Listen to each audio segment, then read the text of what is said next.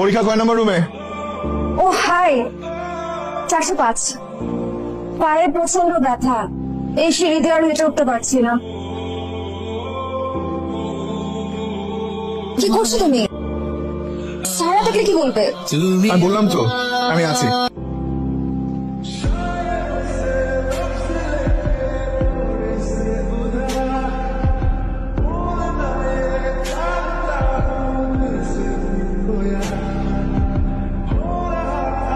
তোমার university higher education আছে, জি। চাইলে তো তুমি যে কোনো জায়গায় তুমি ঢুকে যেতে পারো, কথা সেটা না। কথা হলো তুমি চাইলে তো বিসিএস ক্যাডারও ঢুকে যেতে পারো।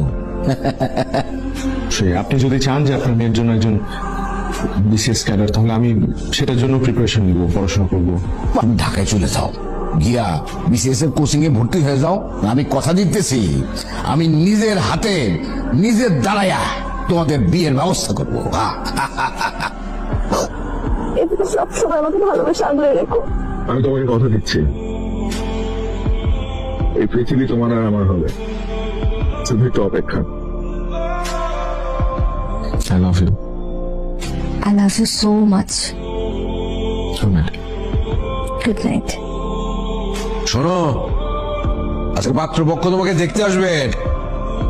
পাত্রপক্ষ দেখতে আসবে মানে? আরে কথা সেটা না, কথা হলো রোহানের সাথে তোমার যে প্রেমের ফ্যান্টাসি এগুলো থাকতে পারে।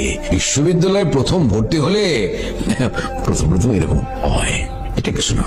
তাই বলে তুমি তোমার নিজের ক্লাসটা বুঝবা না? তুমি তোমার ক্লাসটা খুব ভালোভাবে বুঝিয়ে দিলে বাবা। এই তো কয়েক মাস আগে তুমি রোহানকে মিথ্যা আশ্বাস দিয়ে ঢাকায় পাঠালে। ছেলেটা শুধুমাত্র তোমার কথা রাখতে মাস্টার্স না করে বিসিএস করার চেষ্টা করছে। ও তো বুঝতেও পারে না যে তোমার মনে এসব চলছে। ওই ফ্যামিলিতে আমার মেয়ের বিয়ে দেবো, এটা তুমি ভাবলে কি করে? আমিও তোমাকে একটা কথা জানিয়ে রাখি বাবা, রোহান ছাড়া অন্য আর কোনো ছেলেকে আমি বিয়ে করব না, আর এটাই আমার শেষ কথা। হ্যালো ভাই, আপনি দ্রুত চলে আসেন ভাই খুলনাতে। ভাই কেন, কি হয়েছে? ভাই সূচনার বাবা তো সূচনার জোর করে বিয়ে দিতেছে ভাই।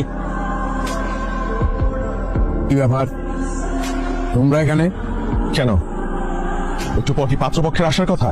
তোমার সাহস দেখে আমি অবাক হচ্ছি। আমার বাড়িতে দাঁড়িয়ে তুমি আমার কথার অবাধ্য হচ্ছ। খুন দিয়ে এঁটে ভালোবাসার অভিনয় করে আমার সমস্ত সয় সম্পত্তি দখল করতে। আমি অবাক হচ্ছি আপনার এই মুখোশ দেখে। সেদিন কি সুন্দর করে আমার সাথে কথা বললেন, আর আজকে আপনাকে আমি চিনতেই পারছি না।